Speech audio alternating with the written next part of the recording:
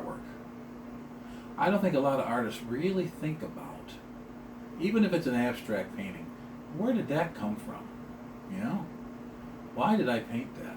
I know sometimes painters get done and they look and they go, where did that come from?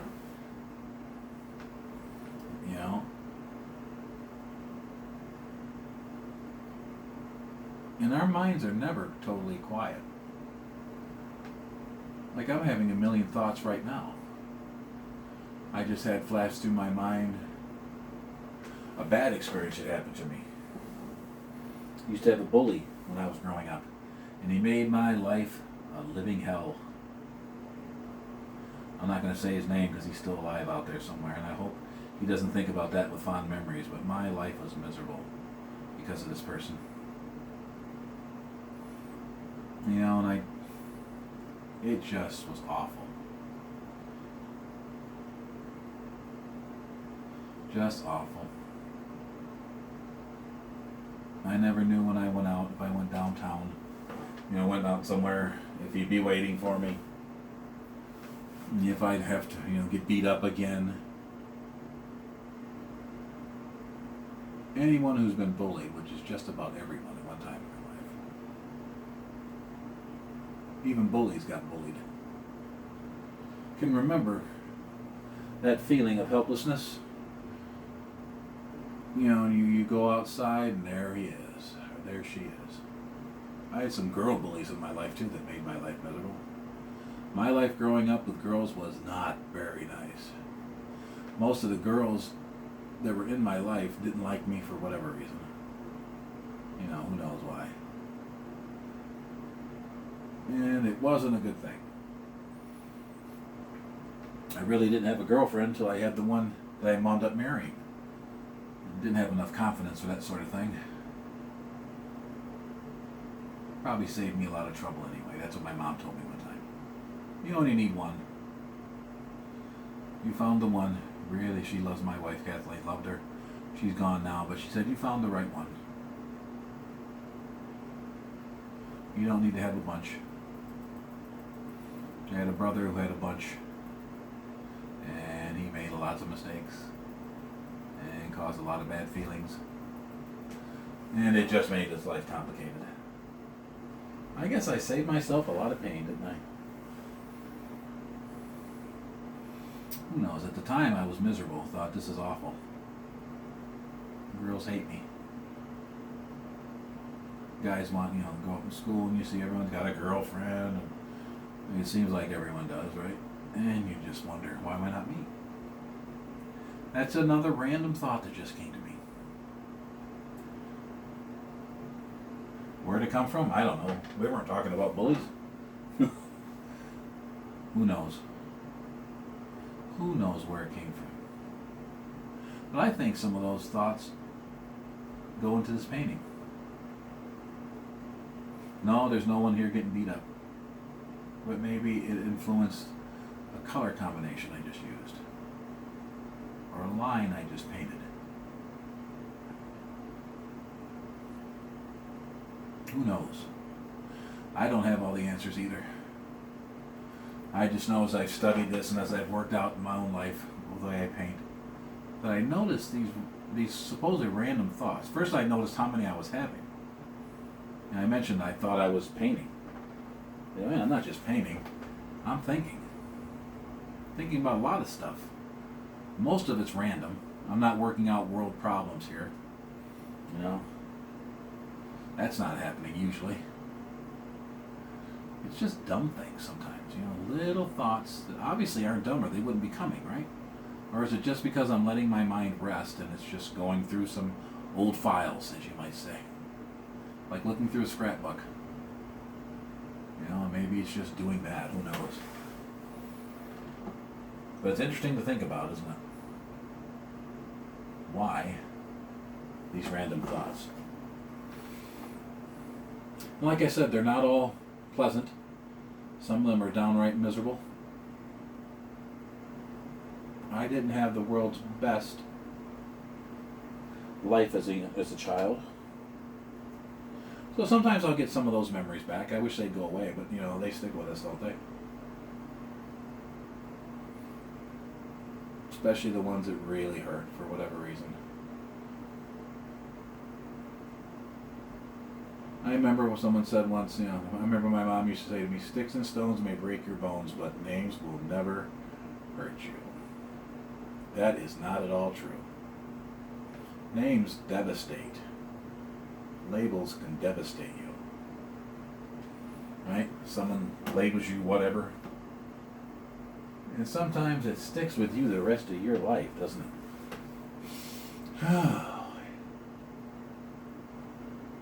You spend a lifetime, even if you never see those people that labeled you that way, again, after a certain amount in your life.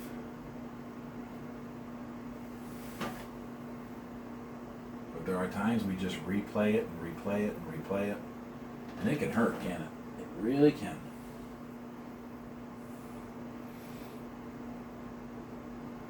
So these random thoughts make you an artist. They really do. Yes, so does training and learning and all the other things that go into it. But I'm convinced the more and more I think about these things as I'm painting, the more and more I'm sure that their influence is greater even than I realized in my finished artwork.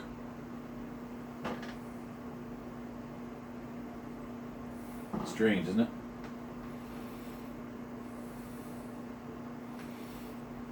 We think we got it all figured out. But I don't think we ever have it all figured out, do we?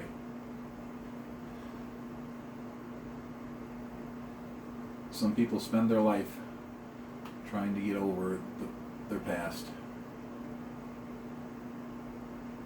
I did that for a long time. Art was a big help. Art was my thing I could do. I could draw a picture, and the picture never was dissatisfied with me.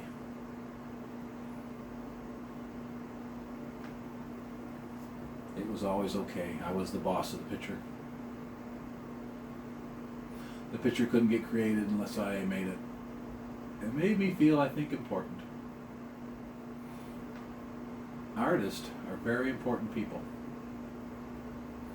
Sometimes we define an entire generation by our artwork. We let people know coming in the future what it was like to be that. Kids are going to be growing up and are going to look back and say, what happened during COVID? What was that like, Mom and Dad? And they might see some art piece that speaks to them. Someone talking about COVID, maybe they lost someone they loved, this terrible virus that picks and chooses, doesn't it? Such a little thing can devastate so much. And we learn in life we're not as tough as we thought.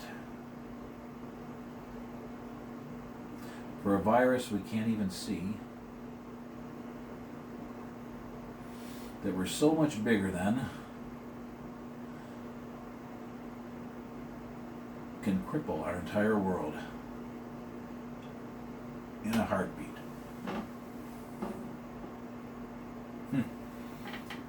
Weird to think about, isn't it? Maybe we needed a little bit of humbleness, I don't know. I have no reason why, no good reason why we're going through COVID. And no, I don't blame anyone for it. And I know a lot of people right now are blaming people for it, and it's your fault this happened, and just shut up. It's not helpful. Not helpful. We spend our time helping others. Spend our time helping those who have lost people. Our time teaching kids that life is precious. All life is precious. There's no guarantee of it, is there?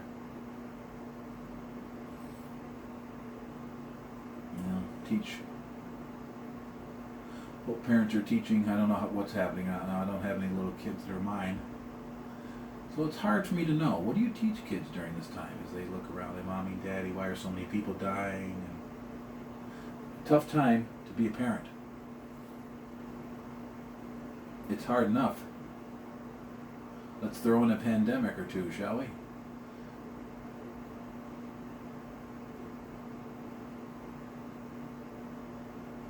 Every generation has their thing, though. Don't they? Mine had 9/11. And we had the kids are scared to death. Pictures all over the television of buildings blowing up and exploding and people falling from the sky.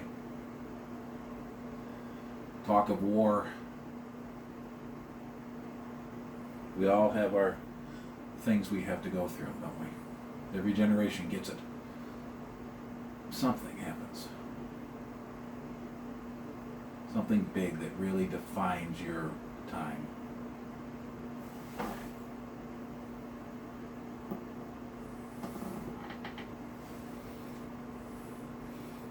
Another one of those random thoughts, a mindflection, if you will.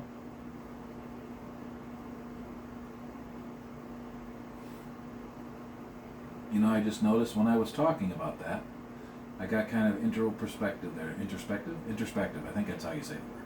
Anyway, you know what I mean. And I started to paint more carefully. I noticed that.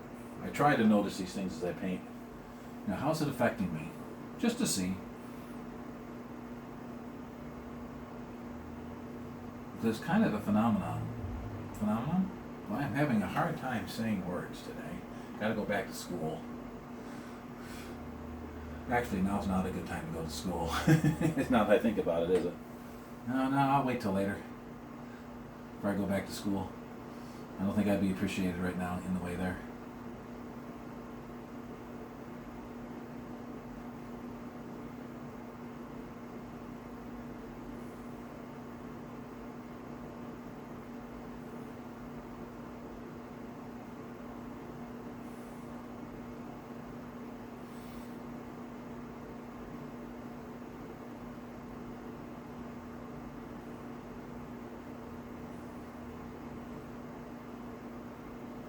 It got real quiet there, didn't it? And as I was quiet, I thought about my mom. Trying to be conscious of these thoughts for you guys so you can kind of see where my whole mindflection thing comes from. Just thought about my mom, a very quiet person, very private person.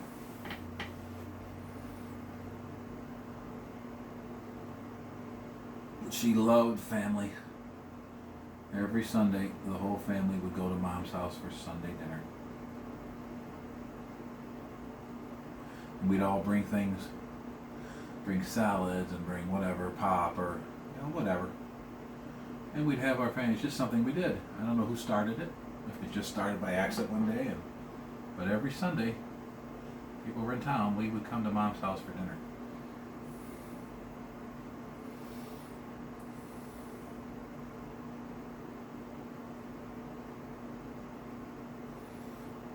And it just was a good time. Then we'd play cards, rummy. My dad and brother were very good at playing rummy. Many of the times they went out, you know what that means if you play cards, leaving me stuck with a bunch of cards in my hand called to count backwards. Oh, I learned how to play from them. Oh, you had to. My dad was a card counter. He had the kind of mind that he knew what you had by the first hand.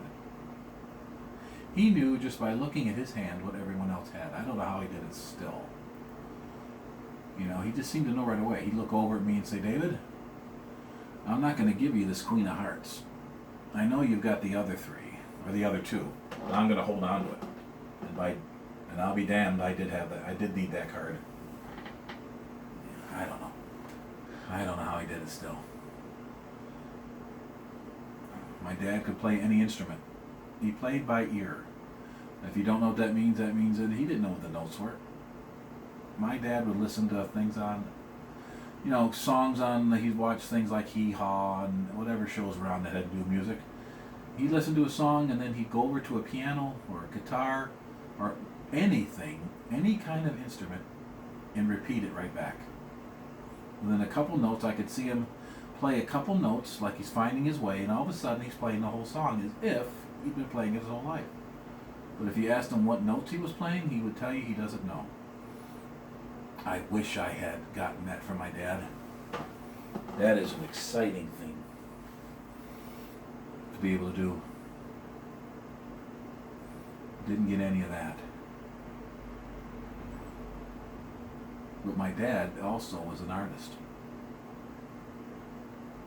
So I guess I did get that, huh? I didn't get the music part, but I got the art part. Thanks. Thanks, Dad. And now I love art. Always did. And my dad would draw once in a while. He would draw pictures, stylized pictures. Almost like, how would I say it? What's the name of that artist? Liechtenstein. You know how he did those people, like almost like cartoon pictures? Go look up that name. I can't remember the first name. Liechtenstein. My dad drew like that. He'd draw men and women, children, and they were all very stylized. I don't know where he got it. I think it was just his own invention. Found out later in life he always wanted to go to art school, but his generation, his family was poor, and that was not a possibility. But there was a time when he had that inclination, wanted to be an artist, which is kind of cool, huh? So maybe he loved watching me paint and draw because it was what he always wanted to do. And maybe he got a lot of satisfaction from that. Who knows? He never said that. But then again, that'd be a funny thing just to say, I get a lot of satisfaction from you. He was a quiet man too, did his job, worked hard. Worked the same job for 30 years, then retired. But every now and then he'd get a sketchbook out, or just some paper, and he would start drawing. And I always remember going over to see when he was done what he'd drawn. Didn't do it all the time, but every now and then. I guess the mood would strike him when he was sitting quiet, and he would do that.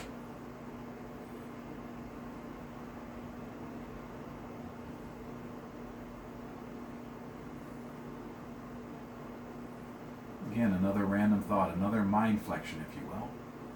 Where it came from, who knows? I haven't thought about my dad drawing and paint and drawing for years. And then all of a sudden, there it is. And I can even see what he drew in my mind.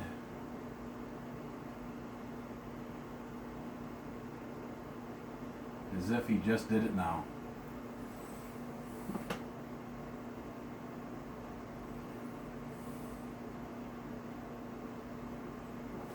And that's strange. Who knows why it came to me? Again, I'm telling you what's happening, but I can't tell you why. Because I just don't have the answer. Again, another mind flexion that is affecting my work. Finding its way into there somehow. Influencing who knows how much of this.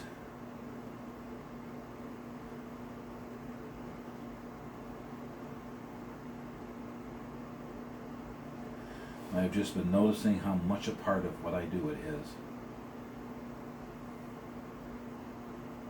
Maybe some of you know exactly what I'm talking about. Maybe some of you have already noticed that. I have never talked to anyone who had, but these thoughts really dictate some of how we draw and paint as artists. I think it's what puts us into the painting. It's why even if you're doing a commission for someone, I don't do commissions, I can't, I tried that. Tried to be an advertising artist once. And I just could not draw and paint on command. If it wasn't something I wanted to do, it came out ugly. I tried though. I think because I was afraid of becoming a fine artist, it was safer to be an advertising artist, because you knew you could get a job doing that and get a regular paycheck and all that. Us regular artists, us fine artists, we don't make any money unless we sell something. So it's tougher.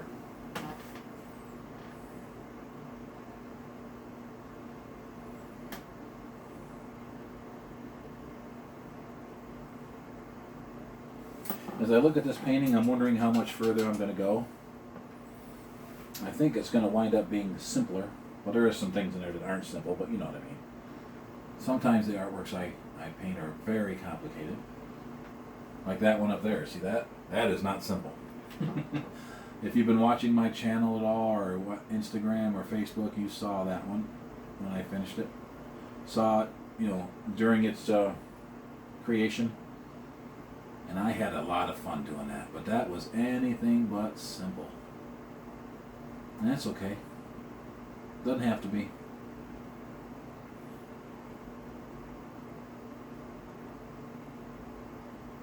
Sometimes I want to get super detailed, and my paintings can take days, weeks, months. Most of them won't take longer than weeks. Probably average for me a painting would be a week or two. Sometimes though, you get done in a day and you're like, that's all I wanted for this one. And that's okay. You're the artist. You say when it's done, remember? You got good... Picasso said you could do that, so he's considered the father of modern painting. He says that's when it's done. It's done when we say it is, as the artist. Wish I could have known him. Me and him could have made some cool paintings. You imagine sitting side by side with Pablo Picasso? Have him give you some pointers? What an experience. But not my generation, not my time. It would have been fun though to think about, huh? Watch that exciting man tear into his paintings. Guy was painting when he was 90 with the same veracity and energy as when he was 20. It just brought him to life, I think, to paint. Literally thousands of artworks, paintings, sculptures, printmaking. He did it all. One of those geniuses, I guess, it just, he has to keep working, keep finding new ways, because he masters one and it's time to go on another. He just was on a constant self-discovery mission in life, wasn't he? Just like we all are. There's that tree branch, see it coming out there? I find those in a lot of my works. Check it out. Some up there too, echoing that shape. It just always finds its way in. Someday I'll figure out why. The tree branch is a recurring theme with me.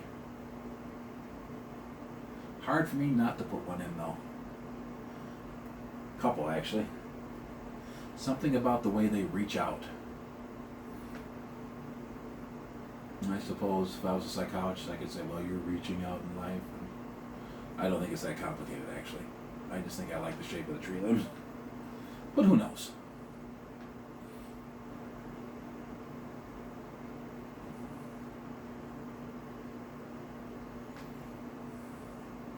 I'm getting to that point where I'm thinking, how much more do I need to do?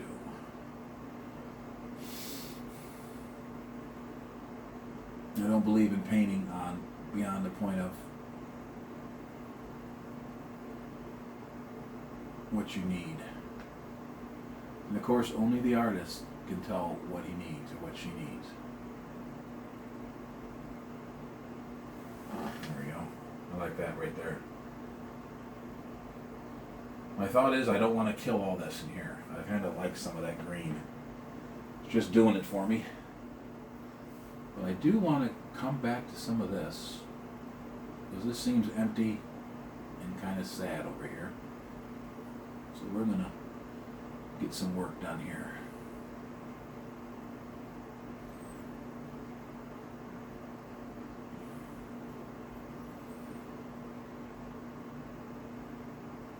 As I was saying that, get some work done, I had myself a mind flexion.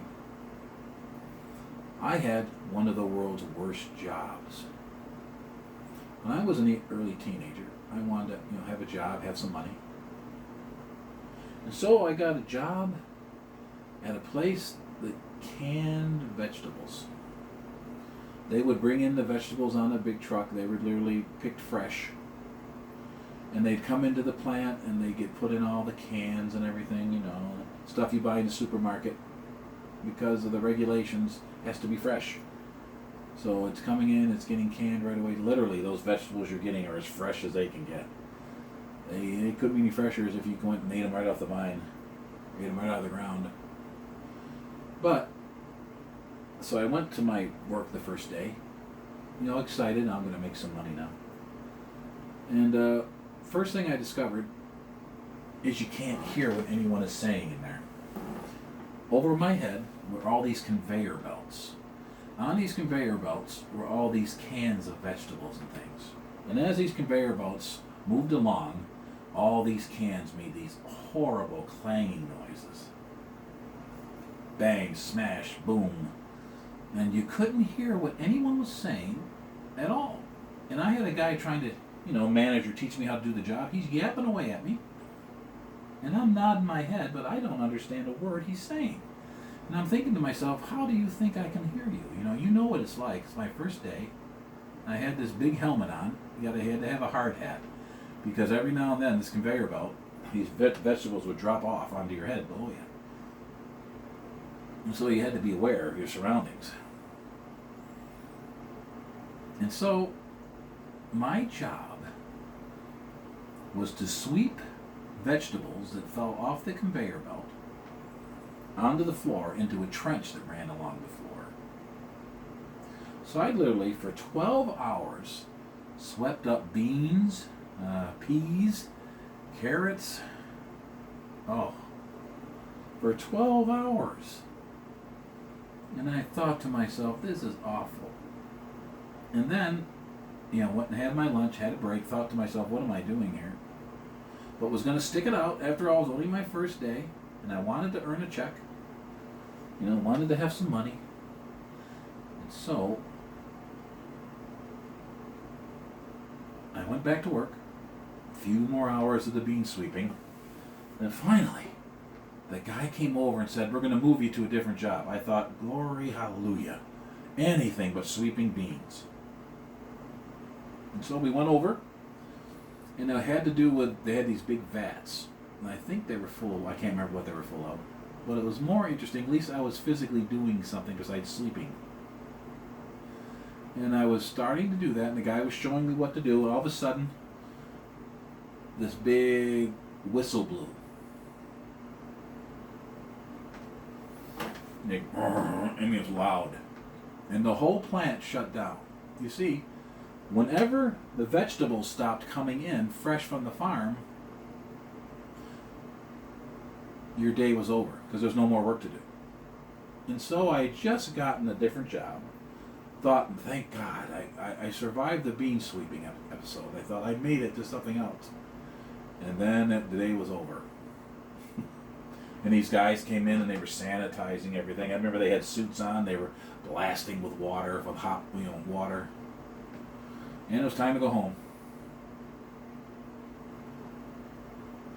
What do you think, guys? Did Dave, the artist, make it to the next day and continue with that?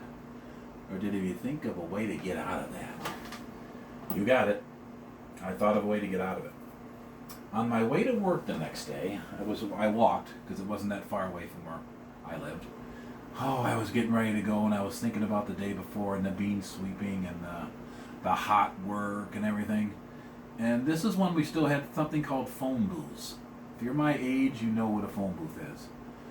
And I got in the phone booth, called the manager, don't remember what his name was now, and I said, can't come into work anymore. And he said, you only been here one day, why not? I said, I'm allergic to beans. Of course, that was a big lie. But that's what I told him. It was hilarious. And, oh, brother. Allergic to beans. Of course, he didn't believe me. But that was the end of my vegetable job. And yes, I never went back to that kind of work again. Oh my. How would you like to go home every day and say, Mom, what do you do for a living? Well, I sweep beans into a trench. That's my day. Yes, I got a lot of big plans. I'm going to be the head bean sweeper before I'm done here. Anyway, thank God I got out of there. I was way too young to put up with that. That was my first real job, and boy, I wasn't ready to be a bean sweeper, I can tell you that. Anyway, that was the end of it. So if you ever get a job as a bean sweeper, remember, tell them you're allergic to them. Get out of there. I can tell you right now, you're not going to like it. It's not going to be what you want. Again, a random thought, a mind flexion. I haven't thought about that in a long, long time. You know, I seen the look on my mom's face when I told her I quit and what I'd done. She laughed. She knew I wasn't going to last long at that. Jeez, I came home that first day and collapsed. It was hot in there. It was sticky. Oh, no air conditioning. Noisy. My ears hurt. No earplugs. You can imagine I probably would have been deaf after a couple of years if I stuck with that job anyway. No regulations for earplugs yet.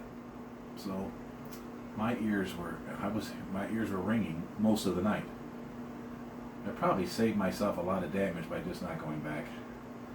Thinking of now they wouldn't do that, of course, you'd have regulations. But there were none then. It was early. And, people weren't thinking about that. Long-term damage of listening to a conveyor belt all day long. Sweeping up beans. No one cared about the bean sweeper's ears. They just wanted to get the beans swept. Boy, I'm glad I got out of that place.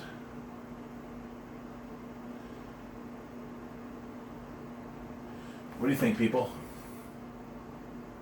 Am I getting near the end? What would you do if you were doing this? I do see something here. This needs a little work of some kind. That's not satisfying me at all there. What I think I'm going to do is come into here. That's better. And I'm going to give that some place to end. That just is not a very pleasing shape there. Let's draw that up in there. Blend it with the blue, get a little green going. There, now it just disappears up into the other color. It all looks like it's blending into one